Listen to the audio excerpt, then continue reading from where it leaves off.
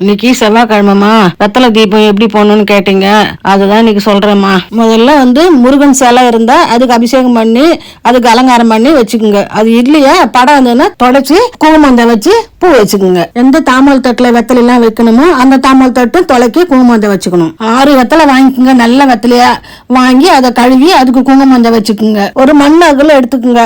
அதுவும் கழுவி சுத்தம் பண்ணி குங்குமந்த வச்சுக்குங்க. அதுல நெய் ஊத்திக்குங்க.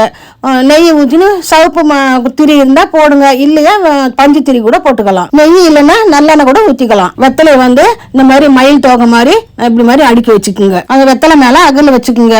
பூ இருந்துன்னா 6 பூ வச்சுக்குங்க. அப்படி இல்லையா ஒரே பூ கிள்ளி உதிரியே அப்படியே தூவி வச்சுக்குங்க. நெய்வேத்தியமா வெத்தலை பாக்கு பழம் தான் வைக்கலாம். அப்படி இல்லைன்னா ஒரு டம்ளர் பால் இல்லைன்னா உலம்ப திராட்சை அது கூட வச்சு கும்பிடலாம். இந்த பூஜையை செவ்வாய்க்கிழமை செவ்வாய் ஒரே தாமா செய்யணும். ஒரே வேண்டுதலா வைங்கம்மா, தொடர்ந்து செய்யுங்கம்மா, கண்டிப்பா நடக்கும்.